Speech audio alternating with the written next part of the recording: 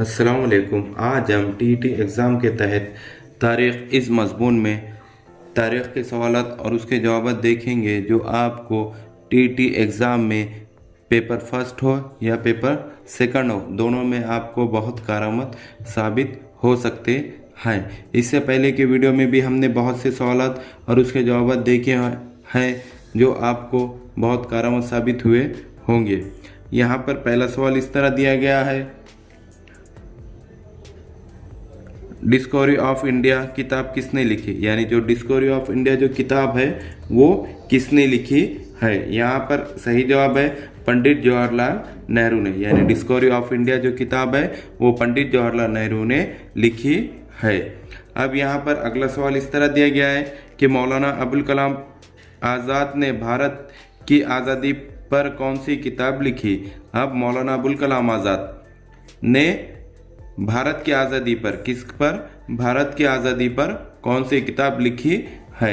यहाँ पर जवाब इस तरह दिया गया है कि इंडिया विंस फ्रीडम, यानी इंडिया विंस फ्रीडम को कौन लिखा है, मौलाना अबुल कलाम आज़ाद ने। किसके ताल्लुक से, भारत की आज़ादी के ताल्लुक से ये किताब लिखी गई है। अब यहाँ पर अगला सवाल इस तरह दिया गया है कि असबाब बगावत हिंद किसकी तसनीफ़ है, यानी असबाब बगावत हिंद, यानी असबाब बगावत हिंद किसकी तसनीफ़ है। यहाँ पर सही जवाब दिया गया है कि सर सैयद अहमद खान, यानी किसकी तसनीफ़ है, ये सर सैयद अहमद खान की तसनीफ़ है।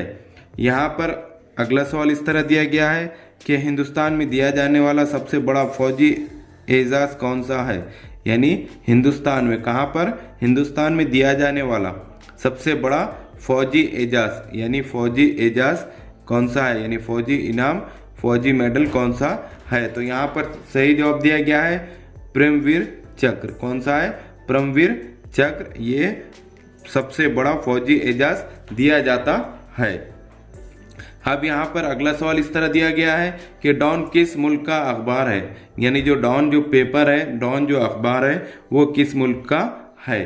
तो जवाब है कि पाकिस्तान, यानी डॉन अखबार पाकिस्तान से निकलता है। अब यहाँ पर अगला सवाल इस तरह दिया गया है कि सुप्रीम कोर्ट में चीफ जस्टिस के साथ कितने जज होते हैं, यानी जो सुप्रीम कोर्ट है जो हमारे हिंदुस्तान की सबसे बड़ी कोर्ट माना जाता है, उसमें चीफ जस्टिस, यानी जो उसका जज होता है, चीफ जस्टिस जिसे कहते हैं, के साथ कितने जज होते हैं, यानी चीफ जस्टिस के साथ और उसके हमरा कितने जज होते हैं। तो यहाँ पर सही जवाब दिया गया है कि 25 जज होते हैं। कितने जज होते हैं, 25 जज होते हैं। अब यहाँ पर अगला सवाल इस तरह दिया गया है कि इंडिया डिवाइडेड नामी किताब किसने लिखी, यानी इंडिया डिवाइडेड नामी जो किताब है वो किसने लिखी है। तो उसका सही जवाब इस तरह दिया गया है कि डॉक्टर राजेंद्र प्रसाद ने, यानी डॉक्टर राजेंद्र प्रसाद ने इंडिया डिवाइडेड जो किताब है वो डॉक्टर राजेंद्र प्रसाद ने लिखी है। अब अगला सवाल इस तरह है कि भारत की पहली बोलती फिल्म कौन सी है, यानी जो भारत की जो पहली बोलती फिल्म है, यानी बोलने वाली फिल्म है वो कौन सी है। तो यहाँ पर उसका सही जवाब दिया गया है आलम आरा। कौन सी है, आलम आरा, जो भारत की पहली बोलती फिल्म है। अब यहाँ पर सवाल अगला इस तरह दिया गया है कि म्यांमार के किस सियासी लीडर को नज़रबंदी के दौरान नोबेल इनाम दिया गया था, यानी म्यांमार जो मुल्क है उसकी किस लीडर को नज़रबंदी, यानी वो कैद में थी फिर भी उसको नोबेल इनाम से नवाजा गया था। तो यहाँ पर सही जवाब दिया गया है आंग सान सूची। कौन है वो, आंग सान सूची है जिसको नज़रबंदी के दौरान उसको नोबेल इनाम से नवाजा गया था।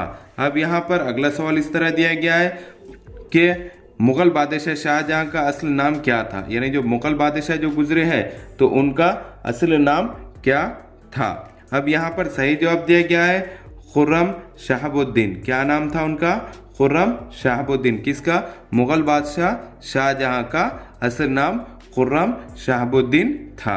अब यहाँ पर अगला सवाल इस तरह दिया गया है कि जलियांवाला बाग, कौन सा, जलियांवाला बाग का कत्लेआम कब वक़ू पजीर हुआ, यानी जब जलियांवाला बाग जो है तो उसका जो कत्लेआम हुआ था तो वो कब वक़ू पजीर हुआ था, यानी वो कब हुआ, रोनुमा हुआ था। तो उसका सही जवाब है 13 अप्रैल 1919 को। कब हुआ था ये?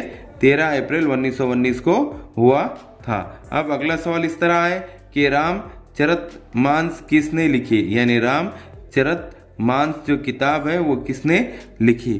तो यहाँ पर सही जवाब दिया गया है कि तुलसीदास। किसने लिखी है ये? तुलसीदास ने किताब लिखी थी। अब यहाँ पर सवाल दिया गया है कि महाभारत की जंग कितने दिन तक चली थी? अब जो महाभारत है जिसकी जंग थी वो कुल कितने दिन चली थी? तो यहाँ पर सही जवाब दिया गया है कि 18 दिन। कितने दिन चली थी वो? 18 दिन चली थी। अब यहाँ पर अगला सवाल इस तरह दिया गया है कि ओलंपिक खेल कितने साल के वक्फे बाद मुनक्किद किए जाते हैं? जो ओलंपिक के जो खेल होते हैं जो कितने सालों के बाद ये मुनक्किद किए जाते हैं, यानी ओलंपिक खेल तो साल को साल नहीं होते हैं, तो ये कितने साल के बाद ये मुनक्किद किए जाते हैं? तो इसका सही जवाब है 4 साल के बाद। यानी हर ओलंपिक के बाद दूसरा ओलंपिक जब मुनक्किद होता है तो उसको बीच में 4 साल का वक्फा होता है। अब यहाँ पर अगला सवाल इस तरह दिया गया है कि बाबाए सियासत किसे कहते हैं? क्या बाबाए सियासत किसे कहते हैं? यहाँ पर सही जवाब है कि अरस्तु।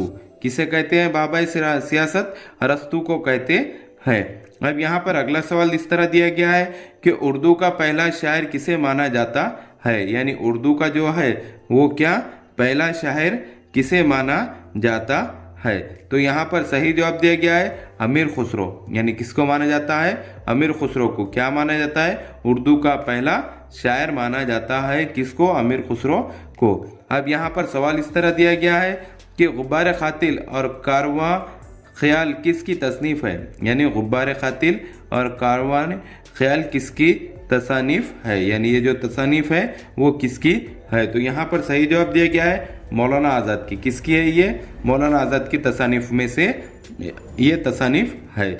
अब यहाँ पर अगला सवाल इस तरह दिया गया है कि जदीद में मिस्र का मेमार किसे कहा जाता है? यानी जो जदीद जो मिस्र जो बना था उसका मेमार किसे कहा जाता है? अब यहाँ पर सही जवाब दिया गया है जमाल अब्दुल नासिर को। किसको कहा जाता है? जमाल अब्दुल नासिर को मिस्र का मेमार कहा जाता है। किसको? जमाल अब्दुल नासिर को। अब यहाँ पर सवाल दिया गया है कि इस शहर को मस्जिदों का शहर कहते हैं। यानी ऐसा कौन सा शहर है जिसको मस्जिदों का शहर कहते हैं? तो वो है ढाका। किसको कहते हैं? ढाका को कहते हैं। और ये ढाका कहाँ वाक़ है? बांग्लादेश में वाक़ है। अब यहाँ पर अगला सवाल इस तरह दिया गया है कि आखिरी मुगल बादशाह बहादुर शाह जफर का मज़ार किस शहर में है? यानी आखिरी मुगल बादशाह कौन? आखिरी मुगल बादशाह क्या नाम था? बहादुर शाह जफर। यानी आखिरी मुगल बादशाह बहादुर शाह जफर। यानी सवाल इस तरह भी आता है कि आखिरी मुगल बादशाह कौन गुजरे हैं? तो क्या है? बहादुर शाह जफर। तो यहाँ पर सवाल दूसरा इस तरह बनता है कि आखिरी मुगल बादशाह बहादुर शाह जफर का मज़ार किस शहर में है? तो यहाँ पर सही जवाब दिया गया है यागून। कहाँ पर है? यागून में है। अब यहाँ पर अगला सवाल इस तरह दिया गया है कि मशहूर नावल जंग और अमन किसने लिखा था? यानी जो मशहूर जो नावल गुजरी है जो वो जंग और अमन किसने लिखा था? कौन लिखा था? तो यहाँ पर सही जवाब दिया गया है टॉल्स्टॉय ने। किसने? टॉल्स्टॉय ने। यहाँ पर इसका सही जवाब दिया गया है टॉल्स्टॉय। किसने लिखा था? टॉल्स्टॉय ने लिखा था। अब यहाँ पर अगला सवाल इस तरह दिया गया है कि हिटलर के सवाने हयात का नाम क्या है? यानी जो हिटलर ने अपनी जो सवाने हयात लिखी थी तो उसका नाम क्या है?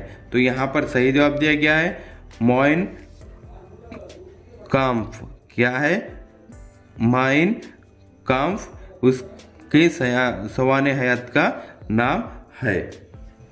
अब यहाँ पर अगला सवाल इस तरह दिया गया है कि गुलिस्तान और बोस्तान किसके तसानीफ है? यानी गुलिस्तान और बोस्तान किसके तसानीफ है? तो यहाँ पर सही जवाब दिया गया है शेख सिद्दी। यानी किसके है ये? शेख सिद्दी के तसानीफ है। अब यहाँ पर अगला सवाल इस तरह दिया गया है कि लंदन के सबसे बड़े घंटाघर का नाम क्या है? यानी जो लंदन का है क्या सबसे बड़ा घंटाघर, क्या सबसे बड़ा घंटाघर उसका नाम क्या है? तो यहाँ पर सही जवाब दिया गया है बेक बिन। क्या नाम है उसका?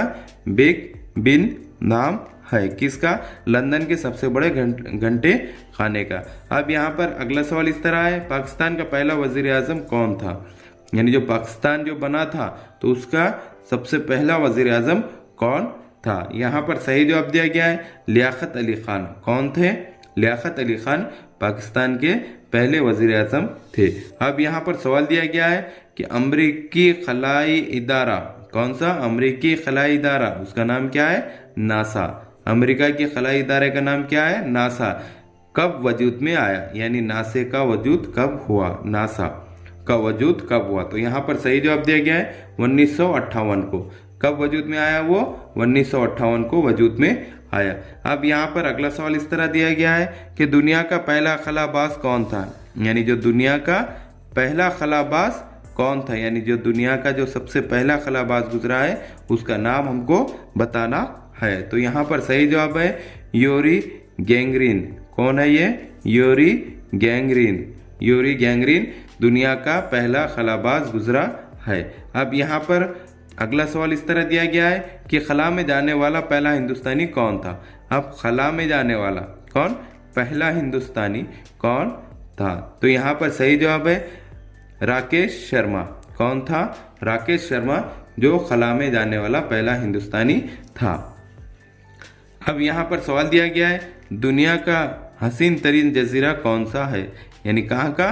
दुनिया का हसीन तरीन जजीरा कौन सा है? तो यहाँ पर सही जवाब दिया गया है ट्रिस्टन टाक्सा। ट्रिस्टन टाक्सा ये दुनिया का सबसे हसीन तरीन जजीरे में से एक है। अब यहाँ पर अगला सवाल दिया गया है दुनिया के किस खित्ते को इंजिल की सरजमीन कहा जाता है? यानी दुनिया का ऐसा कौन सा खित्ता है जिसको इंजिल की सरजमीन कहा जाता है? तो वो यहाँ पर सही जवाब है फलस्तीन। किसको कहा जाता है? फलस्तीन को कहा जाता है। अब यहाँ पर अगला सवाल इस तरह है दुनिया का सबसे लंबा दरिया कौन सा है? यानी जो कहाँ का? दुनिया का सबसे लंबा दरिया कौन सा है? तो यहाँ पर सही जवाब दिया गया है दरियाए नील। कौन सा है? दरियाए नील ये दुनिया का सबसे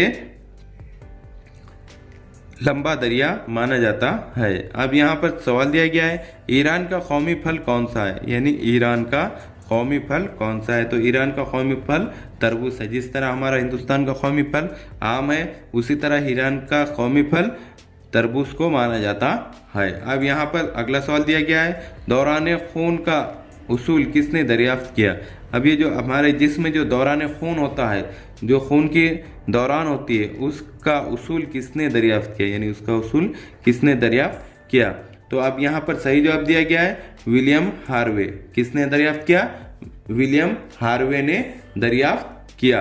अब यहाँ पर अगला सवाल इस तरह दिया गया है कि जमीन पर सबसे तेज दौड़ने वाला जानवर कौन सा है? यानी सरजमीन पर, जमीन पर सबसे तेज दौड़ने वाला जानवर कौन सा है? तो यहाँ पर सबसे तेज दौड़ने वाला जानवर चीता तस्वुर किया जाता है।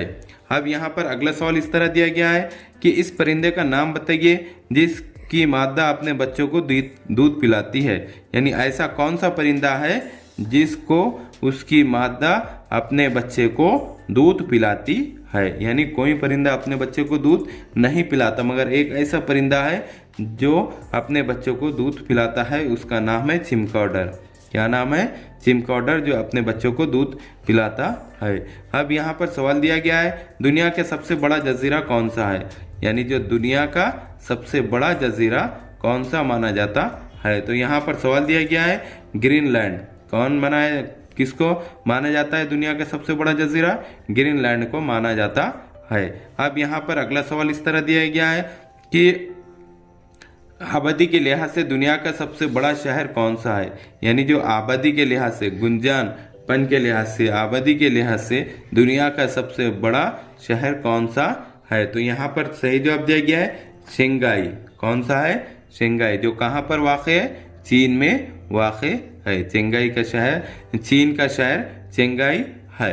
अब यहाँ पर अगला सवाल इस तरह दिया गया है कि पानीपत की पहली लड़ाई किसके दरमियान हुई थी? जो पानीपत की जो लड़ाई हुई थी वो पहली लड़ाई किसके दरमियान हुई थी। तो यहाँ पर हमको उसके नाम बताना है। तो यहाँ पर सही जवाब दिया गया है इब्राहिम लोदी और बाबर के दरमियान। पानीपत की पहली लड़ाई किसके दरमियान हुई थी?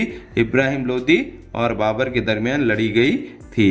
अब यहाँ पर अगला सवाल इस तरह दिया गया है कि बर्तानिया का सबसे बड़ा फौजी एजाज कौन सा है? यानी बर्तानिया का बड़ा फौजी एजाज कौन सा है? तो यहाँ पर सही जवाब दिया गया है विक्टोरिया क्रॉस। यानी विक्टोरिया क्रॉस ये बर्तानिया का सबसे बड़ा फौजी एजाज माना जाता है। यहाँ पर अगला सवाल इस तरह दिया गया है कि साल भर में इंसान के बाल कितने बढ़ते हैं? पूरे साल भर में इंसान के बाल कितने बढ़ते हैं? तो यहाँ पर सही जवाब दिया गया है कि 6 इंच। यानी पूरे साल में इंसान के बाल तकरीबन 6 इंच तक बढ़ते हैं। अब यहाँ पर अगला सवाल इस तरह है कि 1 फुट में कितने सेंटीमीटर होते हैं? यानी 1 फीट जो है उसमें कितने सेंटीमीटर होते हैं? तो यहाँ पर सही जवाब है 30। कितने होते हैं? 30 सेंटीमीटर होते हैं। यहाँ पर अगला सवाल इस तरह दिया गया है कि स्पेन के लफ्जी मायने क्या होते हैं? यानी जो स्पेन जो लफ्ज है उसके लफ्जी मायने क्या होते हैं? तो यहाँ पर सही जवाब दिया गया है खरगोशों की सरजमीन। किसकी सरजमीन? खरगोशों की सरजमीन। किसके मायने? स्पेन के लफ्जी मायने खरगोशों की सरजमीन होते हैं। अब यहाँ पर अगला सवाल इस तरह है कि मिस्र के अहरामों की कुल तादाद कितनी है? यानी जो मिस्र में जो अहरामों है उसकी कुल तादाद कितनी है? तो यहाँ पर सही जवाब दिया गया है 74। कितनी जो है? कुल 74 है। अब यहाँ पर अगला सवाल इस तरह है दुनिया में सबसे ज्यादा बोली जाने वाली जबान कौन सी है? अब कहाँ पर? दुनिया में बोली जाने वाली जबान कौन सी है? यानी दुनिया में सबसे ज्यादा सबसे ज्यादा बोली जाने वाली जबान कौन सी है? तो यहाँ पर सही जवाब है चीनी। यानी दुनिया में सबसे ज्यादा चीनी बोली जाती है।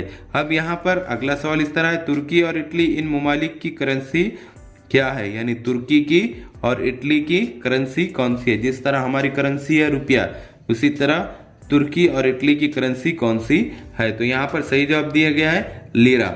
यानी क्या है वो करेंसी का नाम? लीरा है। अब यहाँ पर अगला सवाल इस तरह दिया गया है कि दुनिया का सबसे बड़ा मस्खरा कॉमेडियन किसे कहा जाता है? यानी दुनिया का सबसे बड़ा मस्खरा जो कॉमेडी करता है जिसे कॉमेडियन कहते हैं, उसे किसे तस्वीर किया जाता है का दुनिया का? तो यहाँ पर सही जवाब दिया गया है चार्ली चैपलिन। यानी किसको तस्वीर किया जाता है?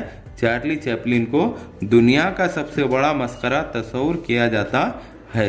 इस तरह के हमारे एजुकेशनल वीडियो देखने के लिए हमारे चैनल को सब्सक्राइब करें, बेल आइकन दबाएं, लाइक करें, शेयर करें और आगे के वीडियो बनाने के लिए हमें कमेंट्स करें। Thank you.